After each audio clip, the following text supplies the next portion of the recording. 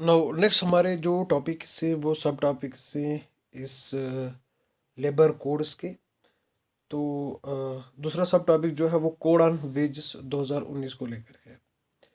तो यहाँ पे एग्जिस्टिंग फोर लॉज को कंसोलिडेट किया गया है, ठीक है, जो कि वेजेस के रिलेटेड थे।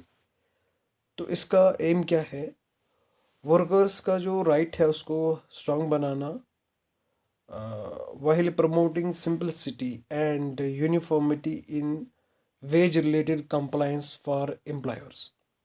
ठीक है, की प्रोविजंस की बात करते हैं तो यहाँ पे यूनिवर्सल मिनिमम वेज की बात हो रही है। ठीक है, कोड जो है ये जोर देता है कि यहाँ पे एक स्टैट्यूटरी राइट जो है उसको एस्टेब्लिश करना चाहिए to minimum wage for all employees across both organised and unorganised sector, यानी कि दोनों में, अनऑर्गेनाइज्ड और ऑर्गेनाइज्ड सेक्टर में एक यूनिफॉर्म, यानी कि थ्रू आउट इंडिया एक यूनिफॉर्म मिनिमम वेज क्राइटेरिया होना चाहिए। ठीक है, तो जो क्राइटेरिया है वेजेस के लिए ये फिक्स किया जाएगा किस बेसिड पे? सिकल लेवल के हिसाब से, and geographic areas, job conditions, ठीक है, जैसे कि temperature, humidity and hazardous environment. ठीक, now introduction of floor wage. Statutory floor wage को सेट करेगी government based on minimum living standard. ठीक है, तो एक फ्लोर वेज होनी चाहिए, minimum living wage standards government set करेगी।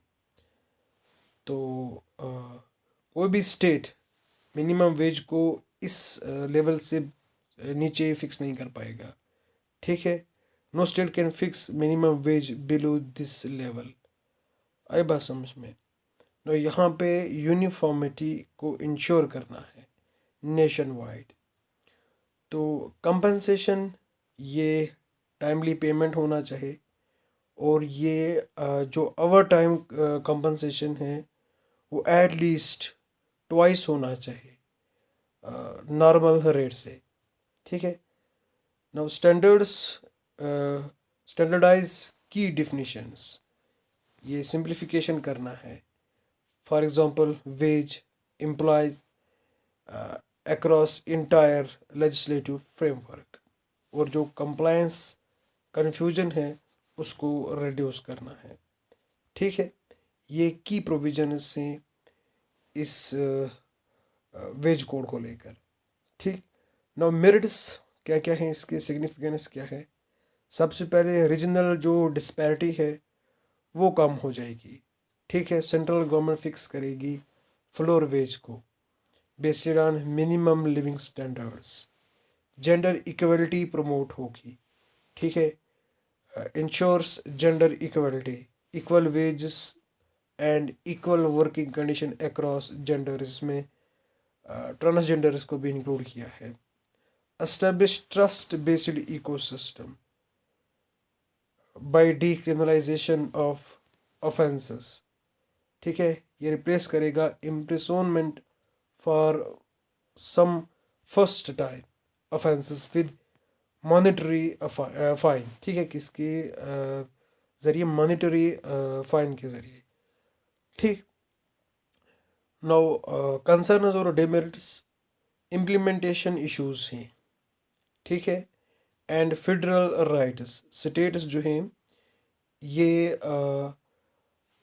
मिनिमम वेज को सेट नहीं कर पाएंगे, वो सेंट्रल गवर्नमेंट डिसाइड करेगी।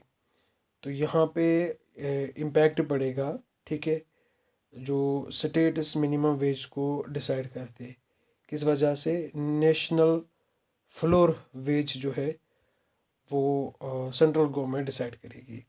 आई बात समझ में? नाउ नेक्स्ट जो हमारा सब टॉपिक है वो इंडस्ट्रियल रिलेशंस कोड 2020 को लेकर है। तो इसमें 3 लॉज को इनकॉर्पोरेट किया है relating to the dispute resolution and industrial relations. तो इसका मकसद क्या है? सिंप्लीफाई करना लॉज को जो कि ट्रेड यूनियंस के रिलेटेड हैं। ठीक है, conditions of employment in industrial establishment, या फिर undertaking investigation and settlement of industrial disputes. तो शॉर्ट में इसका मकसद है इंडस्ट्रियल डिस्प्यूट्स को रिजॉल्व करना। प्रोविजंस क्या है? Trade union. No, trade unions को यहाँ पे 51% मेंबरशिप की ज़रूरत है to be recognised as the sole negotiating union. ठीक है, in case of more than one trade union, तो एक से ज़्यादा ट्रेड यूनियन होंगे, निगोशिएटिंग काउंसिल तब बनेगा जब यहाँ पे 20% मेंबर्स जो हैं वो वर्कर्स होंगे। ठीक है, जब यूनियन में 20% मेंबर्स वर्कर्स होंगे। फिक्स्ड टर्म एम्प्लॉयमेंट, ये एक्सप्लिसाइटली इंस्टीट्यूशनलाइज करता है फिक्स्ड टर्म एम्प्लॉयमेंट को, ताकि यहाँ पे जो एक्सेसिव कंट्रैक्चुअलाइजेशन है उसको कम किया जाए। Now expanded workers definition, worker की डिफिनीशन को एक्सपेंड किया है। इसमें प्रमोशन स्टाफ, जो सेल्स प्रमोशन स्टाफ है उसको भी कवर किया है, जर्नलिस्ट्स को, सुपरवाइजरी एम्प्लॉइज़ को जो कि 18,000 से ज़्यादा यहाँ पे अर्न करते हैं। Higher threshold for lay off, यहाँ पे अप्रूवल लिमिट को राइज किया है फ्रॉम 100 to 300 वर्कर्स। स्टेट जो है वो एनहांस करेगा लिमिट को फर्दर। ठीक है, ब्रॉडर डिफिनीशन ऑफ इंडस्ट्री, इसमें ऑल सिस्टमेटिक एम्प्लॉय एक्टिविटीज़ को यहाँ पे इंक्लूड किया है रिगार्डलेस ऑफ प्रॉफिट और कैपिटल। ठीक है, मेरिट्स और डिमेरिट्स की बात करते हैं तो सिकल बूस्ट होंगे, रिसिकलिंग फंड जिसमें एम्प्लॉयर पे करेगा 50 days ways for every worker. ठीक है, नाउ यहाँ पे डिस्प्यूट रेजोल्यूशन ग्रेवेनेस को सिंप्लीफाई किया है एंड डिस्प्यूट रेजोल्यूशन को सिंप्लीफाई किया है और ग्रेवेनेस हैंडलिंग को भी सिंप्लीफाई किया है। ठीक है, तो यहाँ पे जो कोड्स हैं ये यहाँ पे इंटरनल ग्रेवेनेस रिड्रेसल कमेटी को एस्टेब्लिश करने का बता रहे हैं उनके लिए जहाँ पे 20 या 20 से ज़्यादा वर्कर्स काम करते हैं। डिमेरिट्स की बात करें, high here threshold for removal, तो यहाँ पे क्या हो सकता है, हायर एंड फायर पॉलिसी। ठीक है, ये पॉलिसी जो है ये जनरेट हो सकती है, hire and fire. The permanent temporariness, जो FTE है, ठीक है, इसका फुल फॉर्म है fixed term employment. Fixed term employment can replace permanent employment. तो फिक्स्ड टर्म एम्प्लॉयमेंट ये परमानेंट एम्प्लॉयमेंट को रिप्लेस कर सकती है विद शॉर्ट टर्म कॉन्ट्रैक्ट्स। तो कलेक्टिव जो स्ट्रेंथ थी वो वर्कर्स की कमज़ोर होती हुई दिख रही है। यहाँ पे 51% थ्रेशोल्ड रखा है किसके लिए, यूनियंस के लिए। तो स्मॉलर यूनियंस जो है वो कमज़ोर हो जाएंगे। तो जो 51% का क्राइटेरिया है ये थोड़ा मतलब टफ है, आई बात समझ में। नाउ नेक्स्ट टॉपिक की ओर बढ़ते हैं। नाउ नेक्स्ट जो हमारा सब टॉपिक है वो कोड ऑन सोशल सिक्योरिटी को लेकर है। तो यहाँ पे 9 एग्जिस्टिंग सोशल सिक्योरिटी लॉज को इनकॉर्पोरेट किया है और एक लॉ बनाया है, वो कौन सा है, कोड ऑन सोशल सिक्योरिटी 2020। इसका मकसद क्या है, एक्सटेंड करना सोशल सिक्योरिटी को टू ऑल वर्कर्स। इसमें अनऑर्गेनाइज्ड गिग और प्लेटफॉर्म वर्कर्स आते हैं। ठीक है, की प्रोविजंस क्या हैं, गिग, प्लेटफॉर्म वर्कर्स और एग्रीगेटर्स को पहली बार लीगली डिफाइन किया गया है, legally defined for the first time. No, aggregators इनको कंट्रीब्यूट करना है 1 to 2% of annual turnover, maximum 5% of payments to workers to the social security fund. किसकी ओर, सोशल सिक्योरिटी फंड की ओर, ताकि सोशल सिक्योरिटी को इंश्योर किया जाए। ठीक है, अनऑर्गेनाइज्ड गिग वर्कर्स और प्लेटफॉर्म वर्कर्स के पास कोई सोशल सिक्योरिटी नहीं होती।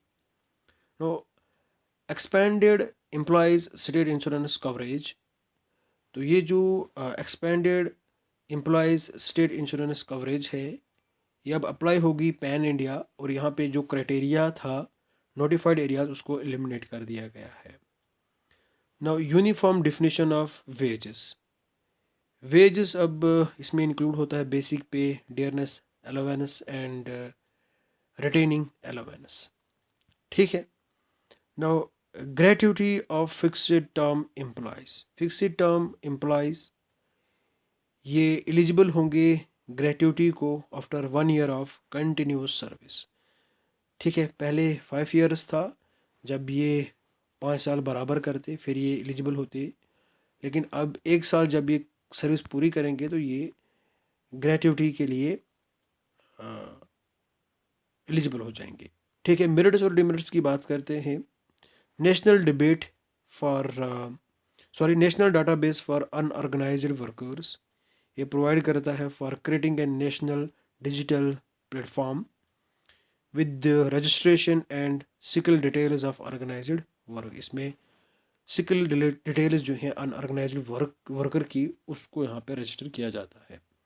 एक्सपेंडेड सोशल सिक्योरिटी, ये ऑर्गेनाइज्ड और अनऑर्गेनाइज्ड सेक्टर के जो भी वर्कर्स हैं वो दोनों कवर होते हैं इस स्कीम के under, expanded social security scheme के अंदर। नाउ डिमेरिट्स की बात करें तो यहाँ पे लैक ऑफ क्लियरिटी है फंडिंग मैकेनिज्म को लेकर। ठीक है, and lack of universal social security. ठीक है, तो यहाँ पे यूनिवर्सल सोशल सिक्योरिटी नहीं है, तो ये डिपेंड करता है एस्टेब्लिशमेंट साइज पे। ठीक है, और बाकी बाकी चीज़ों पे। नाउ नेक्स्ट टॉपिक की ओर बात करते हैं। Now occupational safety health and working conditions code 2020, इसको लेकर बात करते हैं, ये हमारा नेक्स्ट सब टॉपिक है। तो यहाँ पे 13 एग्जिस्टिंग लॉज को इनकॉर्पोरेट किया है जो फोकस करते थे वर्क प्लेस सेफ्टी को इम्प्रूव करने के लिए हेल्थ और वर्किंग कंडीशंस पे। नाउ इसका मकसद क्या है? To balance twin objective of safeguarding workers right, safe working conditions, creating a business friendly regulatory environment। तो होली सोली हम ये कहेंगे इसका मकसद है सेफ्टी को इंश्योर करना, वर्कर्स की हेल्थ कंडीशंस को और वर्किंग कंडीशंस को इंश्योर करना। ठीक है। नाउ की प्रोविजंस की बात करें, यूनिफाइड रजिस्ट्रेशन, एक यूनिफॉर्म थ्रेशोल्ड है 10 एम्प्लॉयज़ की, इसको सेट किया है for electronic registration. Now extension to hazards work. Now government fix करेगी या गवर्नमेंट एक्सटेंड करेगी कोड्स के प्रोविजंस को किसी भी एस्टेब्लिशमेंट के लिए, इवन विद 1 एम्प्लॉय, जहाँ पे एक भी एम्प्लॉय क्यों ना काम करता हो जो कि हैज़ार्ड्स और लाइफ थ्रेटनिंग ऑक्यूपेशन के साथ इंगेजड है, वहाँ पे गवर्नमेंट क्या करेगी, इन कोड्स के प्रोविजंस को इम्प्लीमेंट करेगी। ठीक है, एक्सटेंड करेगी। Now wider definition of migrant workers, तो इंटरस्टेट माइग्रेंट वर्कर्स ये अब कवर करेगी इसमें इन माइग्रेंट वर्कर्स को जो कि डायरेक्टली एम्प्लॉयड हैं, कंट्रैक्टर्स के थ्रू एम्प्लॉयड हैं, या फिर खुद ही माइग्रेट हुए हैं। इन 3 टाइप्स ऑफ वर्कर्स को, माइग्रेंट्स को यहाँ पे इनको कवर किया है। ठीक है, इनकी डिफिनीशन को यहाँ पे वाइड किया है। वुमेन्स एम्प्लॉयमेंट, वुमेन भी काम कर सकती है हर एक एस्टेब्लिशमेंट में, इवन ड्यूरिंग नाइट आवर्स। ठीक है, before 6 AM, beyond 7 PM with consent and safety measures. 6 AM means अगर हम बात करें तो 5 AM, 4 AM, 3 AM, 2 AM, 1 AM। ठीक है, इसके साथ साथ 12 AM, ठीक, 11 PM, 10 PM, फिर यहीं से हम चलेंगे कहाँ तक, 7 PM तक। ठीक है, 10, 9, 8, 7 मतलब रात को, अब शॉर्ट में बोलूँ रात के टाइम को। National occupational safety and health advisory board, एक सिंगल ट्रिपार्टाइट एडवाइजरी बोर्ड है और इसने रिप्लेस किया है पुराने वाले 6 बोर्ड्स को, ठीक है, ताकि हम नेशनल जो सेफ्टी है और हेल्थ स्टैंडर्डाइज हैं अक्रॉस सेक्टर्स, उनको सेट कर सकें एक यूनिफॉर्मिटी एंड इक्वलिटी को इंश्योर करने के लिए। तो इंस्टीट्यूशनल ओवरसाइट की बात करें, सेफ्टी कमेटी, तो फैक्ट्रीज़ ने सेफ्टी कमेटी बनानी है जहाँ पे 500 से ज़्यादा वर्कर्स काम करते हैं। अगर कंस्ट्रक्शन की बात करें तो कंस्ट्रक्शन यूनिट्स में जहाँ पे 250 से ज़्यादा वर्कर्स काम करते हैं। माइनस की बात करें तो जहाँ पे 100 प्लस वर्कर्स काम करते हैं, ठीक है, with employer and worker representatives, इसमें वर्कर्स का रिप्रेजेंटेशन भी होना चाहिए। नो वेलफेयर ऑफिसर, तो ये अपॉइंट किया जाएगा उन यूनिट्स में जहाँ पे 250 या इससे ज़्यादा वर्कर्स एम्प्लॉयड हैं, ठीक है। National occupational safety and health advisory board, ये ट्रिपार्टाइट बॉडी है, ठीक है। कंस्टिट्यूट किसने किया है इसको? सेंट्रल गवर्नमेंट ने, to set national safety and health standards. Now contract labour, norms apply to contract with 50 plus workers, earlier इसमें 20 वर्कर्स थे, अब 50 हैं। And employers are allowed to engage contract labour even in defined core activities, जैसे कि sanitation है, ठीक है, subject to conditions. आई बात समझ में? नो कंट्रैक्ट लेबर को अलाउ किया है। Norms apply to contracts with 500 plus workers, पहले कितने थे? 20 workers. And employers are allowed to engage contract labour, employers क्या कर सकते हैं? इंगेज कर सकते हैं कंट्रैक्ट लेबर को, even in defined core activities, ठीक है। तो यहाँ पे पहले अर्लियर 20 थे, अब कितना है? 50 वर्कर्स, ठीक है। नाउ मेरिट्स एंड डिमेरिट्स को देखते हैं। मेरिट्स की अगर बात करें तो वर्कर्स के राइट्स को यहाँ पे स्ट्रांग बनाया गया, ठीक है। वर्किंग आवर्स जो है इसको एट 8 आवर्स रखा गया in a day and 48 hours a week. Now, transparency and accountability, mandatory appointment letter to all workers through online mechanism. तो यहाँ पे क्या होनी चाहिए? मैंडेटरी अपॉइंटमेंट लेटर देनी है वर्कर्स को ऑनलाइन मैकेनिज्म के through. No boost female labour force participation, ठीक है, परमिट करना है वुमेन को to work in all types of units, इसमें नाइट शिफ्ट भी है, लेकिन यहाँ पे consent and mandatory safety protocols के साथ। No demerits, narrowed coverage, threshold जो फैक्ट्रीज के लिए है for factory licence raised 10 to 20 workers with power and 40 in without power. तो यहाँ पे एक्सक्लूड होती हैं बहुत सारी small units from safety compliance requirements. Our side gap, shift towards self certification by employers, तो यहाँ पे रिस्क है किसकी? Under reporting of violation and inadequate enforcement of safety standards. Now conclusion की बात करें, न्यू लेबर कोड्स रिप्रेजेंट करते हैं major reform in India's labour system, ठीक है। यहाँ पे by balancing worker welfare with business efficiency, ठीक है, किसको? वर्कर वेलफेयर और बिजनेस एफिशिएंसी दोनों को बैलेंस करके ये कोड्स जो है ये दोनों को बैलेंस करते हैं। ये सिंप्लीफाई करते हैं कंप्लायंस को, सेफ्टी को इम्प्रूव करना, फेयर वेजेस को इंश्योर करना, इसके साथ साथ प्रमोट करना transparency, and growth oriented economy को। ठीक है, होप करता हूँ आपको ये समझ में अच्छी तरीके से आया। ठीक है, नाउ नेक्स्ट टॉपिक जो है हमारा वो production of plant varieties and farmers right act 2021, इसको मैं पीपीवी एफआर बोलूँगा शॉर्ट में।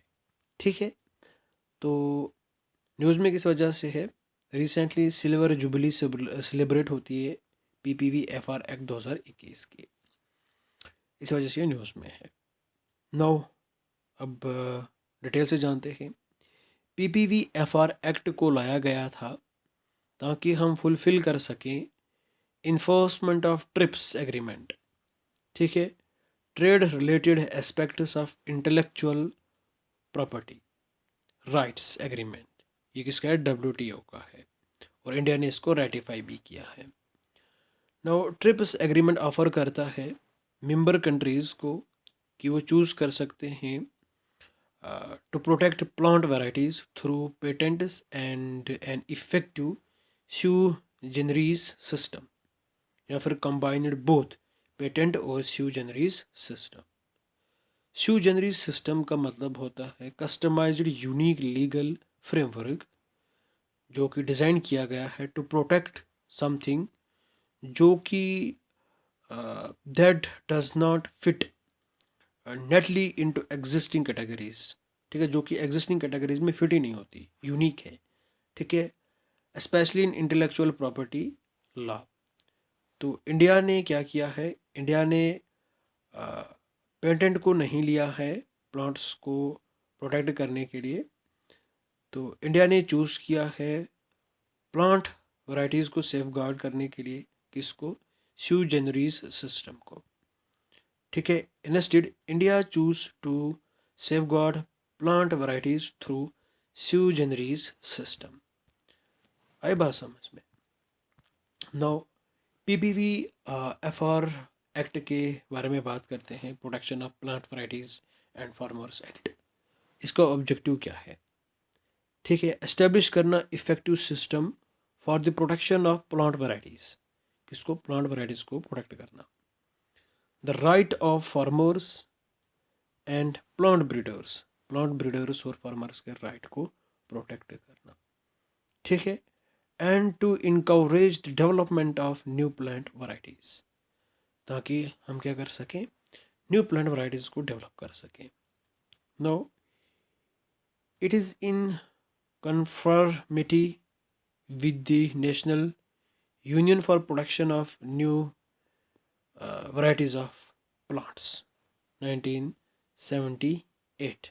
ठीक है, तो इसके साथ साथ ये प्रोटेक्ट करता है interest of public sector breeding institutions and the farmers.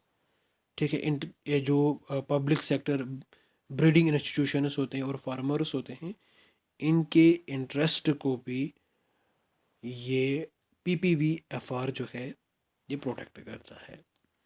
ठीक है, no variety registration, variety is eligible for registration if it is essentially fulfill the criteria of distinctiveness, uniformity and stability।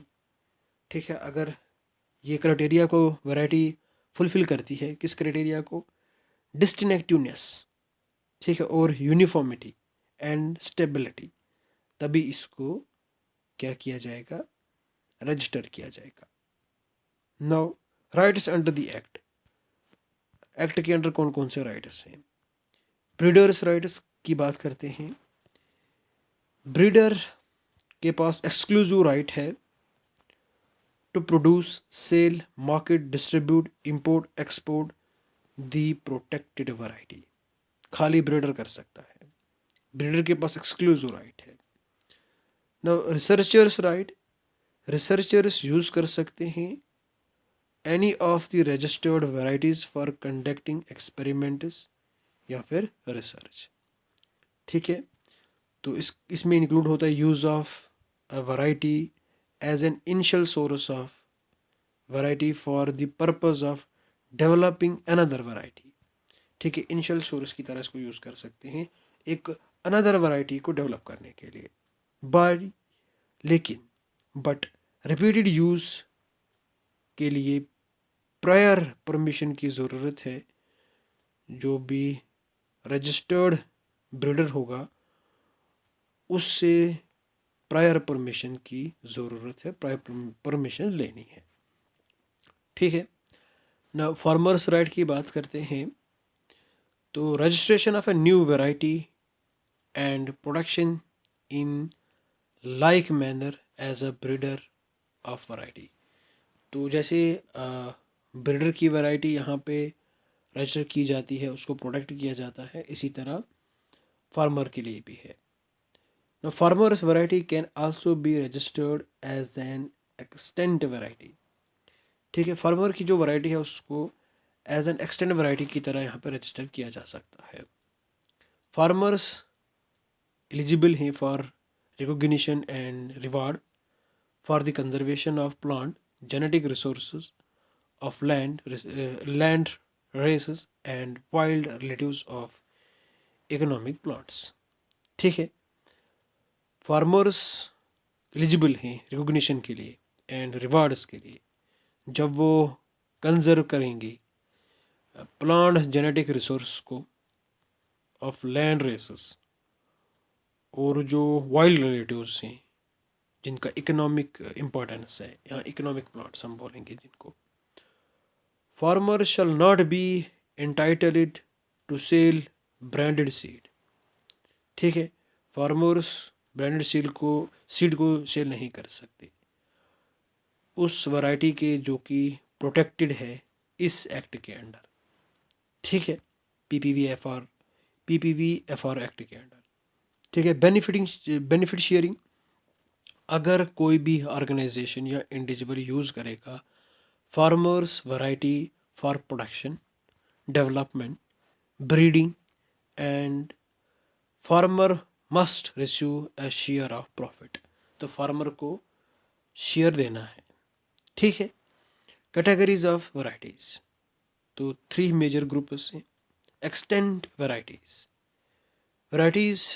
जिनको नोटिफाई किया है under the section 5 of the seed act 1966।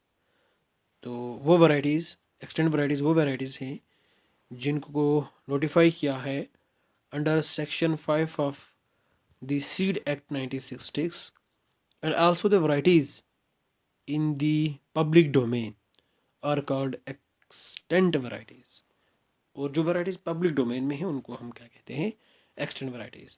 एक तो ये varieties कहाँ पे रजिस्टर हैं, section 5 of the seed act 1966, और दूसरा पब्लिक डोमेन में।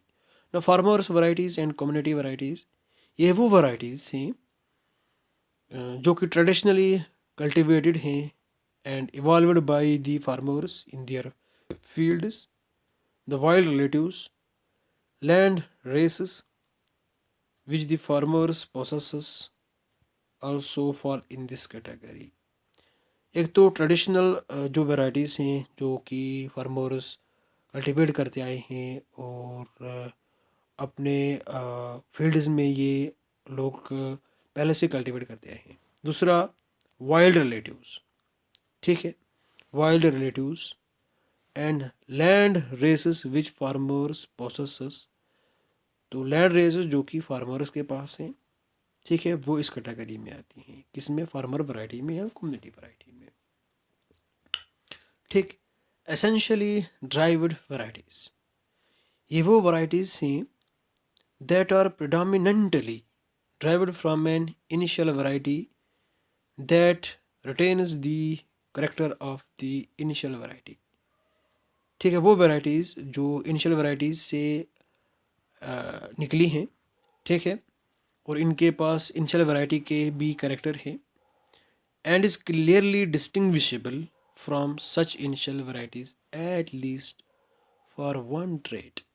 और इनको हम अलग भी कर सकते हैं उस इनिशियल वैरायटी के लिए, एट लीस्ट इसमें एक ट्रेट, एक जो निशान है, एक जो साइन है, एक जो करेक्टर है, वो किसका होगा, इनिशियल वैरायटी का।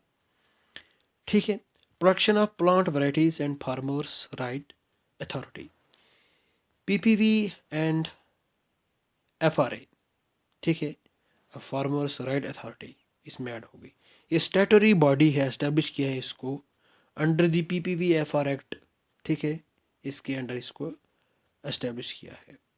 Under the ministry of agriculture and farmers welfare, headquarter New Delhi में है। प्राइमरी ऑब्जेक्टिव क्या है? To grant intellectual property right to plant breeders, plant breeders को इंटेलेक्चुअल प्रॉपर्टी राइट देना उनकी इनोवेशन के लिए, ठीक है। उन्होंने न्यू प्लांट वैरायटीज़ को डेवलप किया है। रिकॉग्नाइज करना और रिवार्ड देना फार्मर्स को, कम्युनिटीज़ को जो कि ट्रेडिशनल वैरायटीज़ एंड बायोडाइवर्सिटी को कंजर्व कर रहे हैं। प्रमोट करना फार्मर्स के जो भी राइट्स हैं और उनको प्रोटेक्शन करना, ठीक है। To save, use, to sow, to resow, to exchange, to share and to sell from saved seeds और रजिस्टर्ड वैरायटीज़, ठीक है। इनको प्रमोट करना, फार्मर्स के राइट को प्रोटेक्शन देनी ताकि वो सेव कर सकें, यूज़ कर सकें, बो सकें, फिर बो सकें, एक्सचेंज कर सकें, शेयर कर सकें, ठीक है, और सेल कर सकें farm saved seed of registered varieties.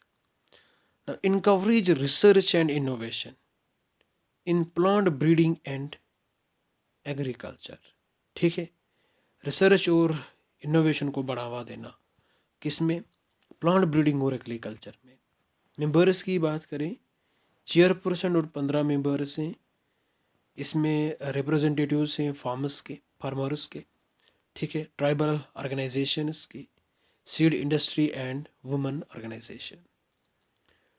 No establishment under PPVFRA, तो national register of plant varieties. National register इसमें नेम है हर एक रजिस्टर प्लांट वैरायटीज़ का, among with the right of breeder, ठीक है, ब्रीडर का right in respect of registered variety, ठीक है। उस जो रजिस्टर्ड वैरायटी है उसका ब्रीडर कौन सा है, उसके राइट्स, तो ये दोनों चीज़ें मेंशन हैं।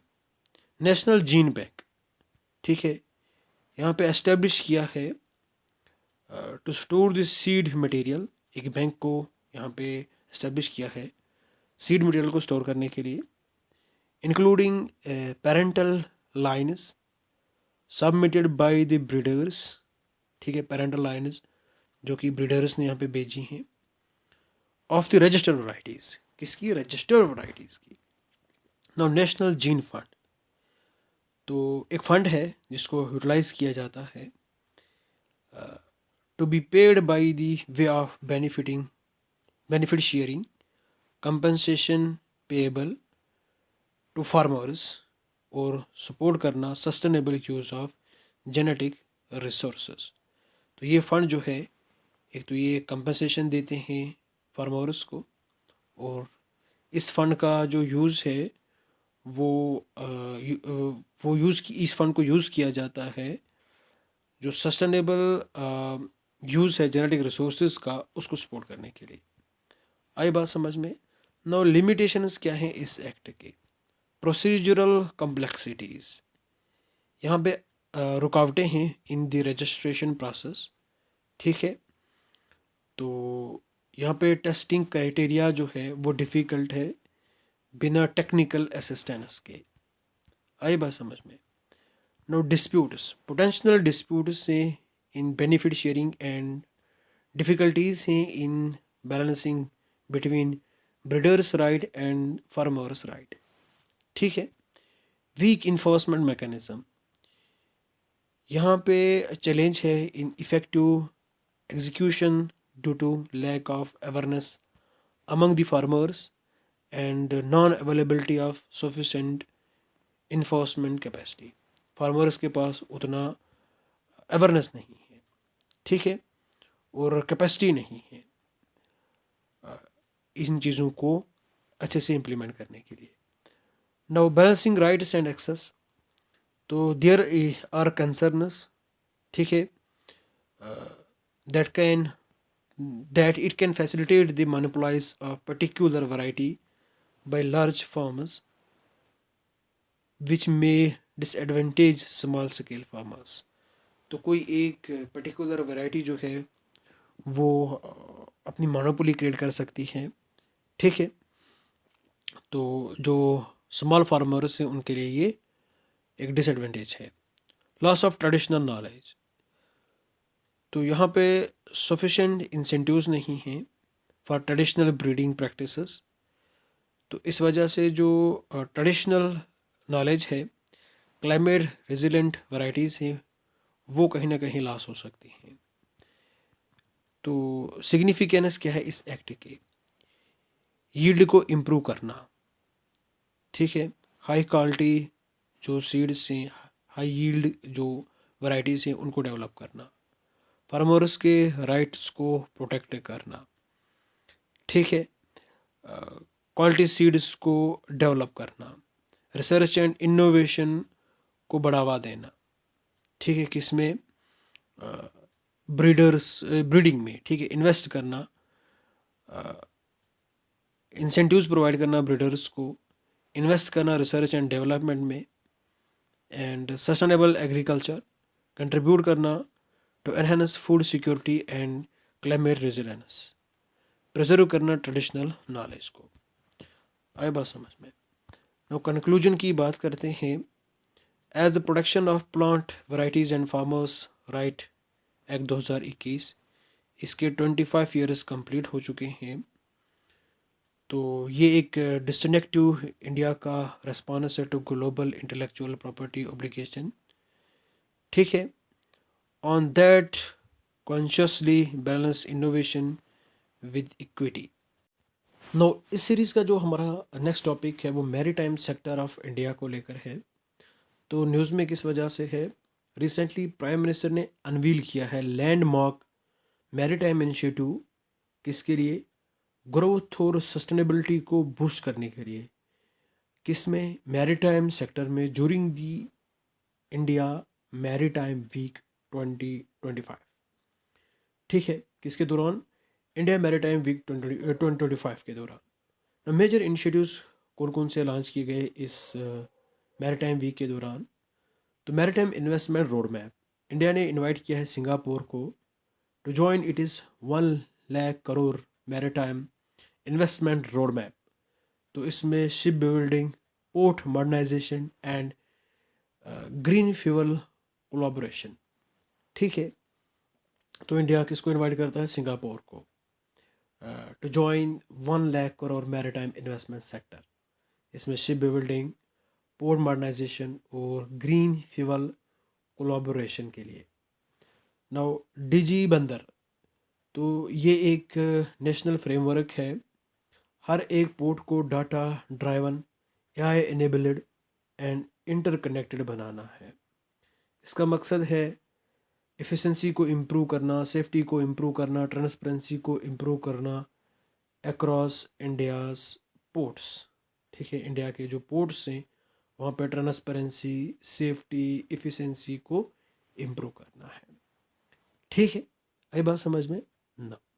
ग्रीन तोग प्रोग्राम, तो इसको लॉन्च किया गया है to deploy eco friendly tugs by 2040, ठीक है, with an investment of 12,000 crore, ठीक है। ये सपोर्ट करेगा इंडिया के ट्रांजिशन को to cleaner and energy efficient maritime logistics, ठीक है। नो इंडिया का मैरीटाइम सेक्टर एंड विजन की बात करते हैं। सबसे पहले ट्रेड को देखते हैं। नियरली 95% इंडिया का जो भी ट्रेड है by volume and 70% by value. Volume और वैल्यू ज़रा डिफरेंस क्या होता है कमेंट में बताओ। ये मूव करता है थ्रू मैरीटाइम रूट्स। तो यहाँ पे ये हाईलाइट होता है कि जो सी है ये एक लाइफ बुलेट है। इसको हम लाइफ बुलेट की तरह देखते हैं इंडिया के कॉमर्स के लिए। इंडियन पोर्ट्स की बात करें तो फाइनेंशियल ईयर 2024-25 में मेजर पोर्ट्स ने 855 मिलियन टन्स ऑफ कार्गो को हैंडल किया है, with total port capacity nearly doubling from 1400 million metric tons per annum to 2762 million metric tons per annum। इतना इंक्रीज हुआ है। Average vessel turn around time जो है वो मेजर पोर्ट्स पे या मेजर पोर्ट्स का वो कम हो चुका है 93 आवर्स से जस्ट 48 आवर्स। तो यहाँ पे ओवरऑल प्रोडक्टिविटी और ग्लोबल कम्पिटिटिवनेस को इन्हेंस मिलेगी, ठीक है, या इन्हेंस होगा या इन्हेंस हुआ है।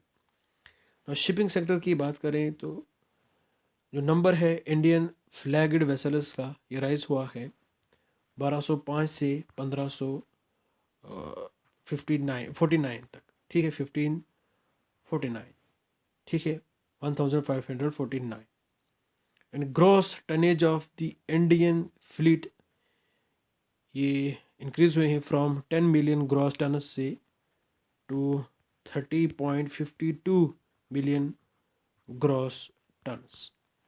इनलैंड वाटरवे की बात करें, ऑपरेशनल इनलैंड वाटरवे भी इंक्रीज हुए हैं 3 to 29 with an increase of 710% in cargo movement from 2014।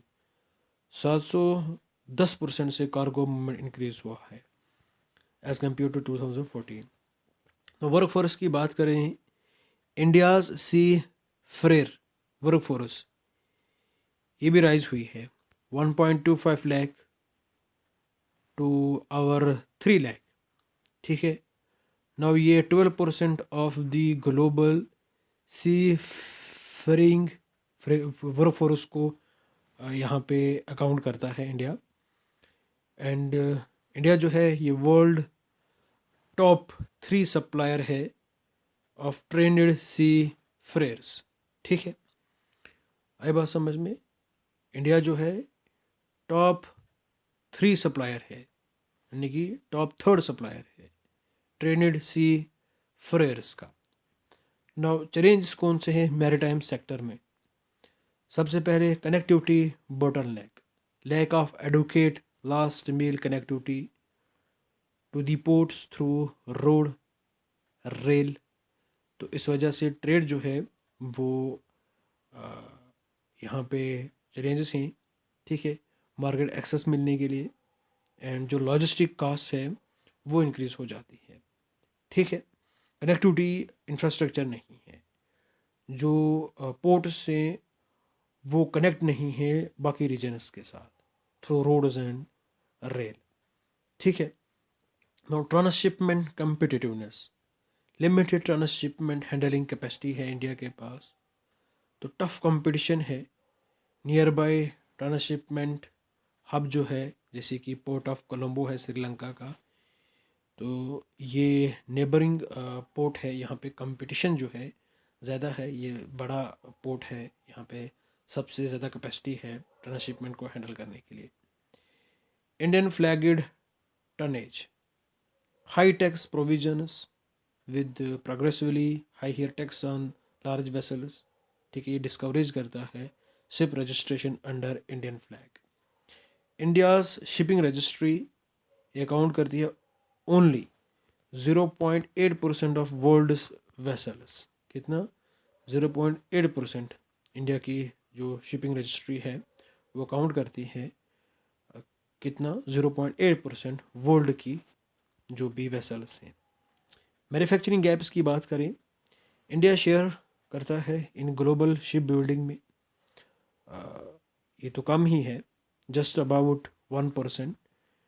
And India import करता है मोर देन 95% मैरीन इंजन्स को, ठीक है।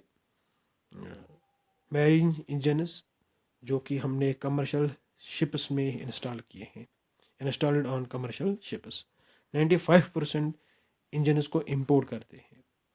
नो मैरीटाइम सिक्योरिटी की बात करें, इंडिया जो है फेस करता है डाइवर्स मैरीटाइम सिक्योरिटी थ्रेट्स। इसमें नॉन स्टेट थ्रेट्स हैं जैसे कि टेररिज्म है, स्मगलिंग है, ड्रग्स की, आर्म्स की। तो यहाँ पे इकोनॉमिक थ्रेट्स में है IUU फिशिंग, ठीक है, अनरेगुलेटेड फिशिंग, ठीक है, illegal unregulated fishing, pollution, green house emission and state lead threats from China and Pakistan. तो यहाँ पे green house emission, pollution, IUU fishing, over fishing, ठीक है।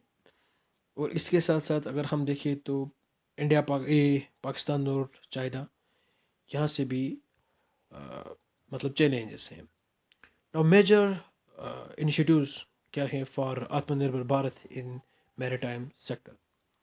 सबसे पहले मैरीटाइम इंडिया विजन 2030, तो इसको लॉन्च किया था 2021 में। ये आइडेंटिफाई करता है 10 पॉविटल थीम्स को जो कि शेप करेंगी इंडिया के जर्नी को towards becoming a global maritime power house.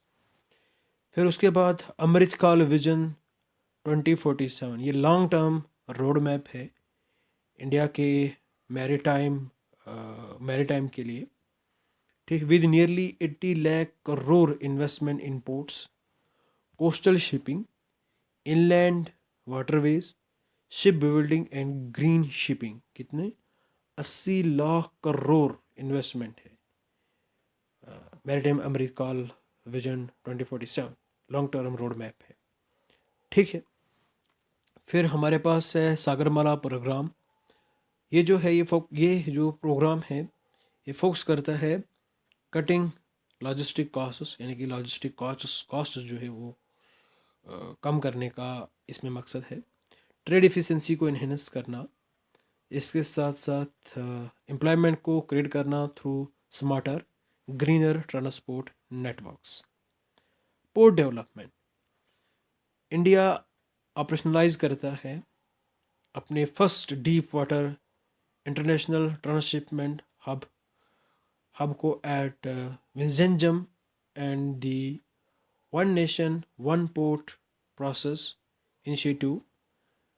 तो इसका मकसद है यूनिफाई करना डॉक्यूमेंटेशन प्रोसेस को, ठीक है, अक्रॉस ऑल मेजर पोर्ट्स। तो जो हमारा डीप वाटर, पहला डीप वाटर ट्रांस नेशनल जो इंटरनेशनल ट्रांसशिपमेंट है वो कौन सा है? विंसेंजम पोर्ट, ठीक। One nation one port process, इसमें यूनिफाई करेंगे हम डॉक्यूमेंटेशन को और प्रोसेस को across all major ports. Legal transformation, parliament ने पास किया है 5 की मैरीटाइम एक्ट्स को, namely Indian port act, merchant shipping act 2025, carriage of goods by sea act, bill of lading act and coastal shipping act 2025, ठीक है। Favourable investment climate, तो government ने allow किया 100% फॉरेन डायरेक्ट इन्वेस्टमेंट इन port development. फिर जलवाहक cargo promotion scheme, तो ये किस लिए है? इनलैंड वाटर ट्रांसपोर्ट को प्रमोट करने के लिए ये ऑफर करती है 35% reimbursement on operational costs and launching scheduled cargo services on की नेशनल वाटरवे रूट्स पे, ठीक है। नो अगर हम बात करें ग्रीनिंग ऑफ मैरीटाइम सेक्टर की, तो ज़रूरत क्या है मैरीटाइम को ग्रीन बनाना? सबसे पहले इमिशन की बात करें, maritime transport 3% global green house gas को इमिट करता है, ठीक है। पोर्ट्स जो हैं ये भी एक मेजर सोर्स हैं एयर वाटर पोल्यूशन के लिए और ग्रीन हाउस गैस को इमिट करने के लिए। बायोडाइवर्सिटी की बात करें, मैरीटाइम मिशन ये लार्जेस्ट मतलब बहुत सारा स्ट्रेस डालता है किस पे?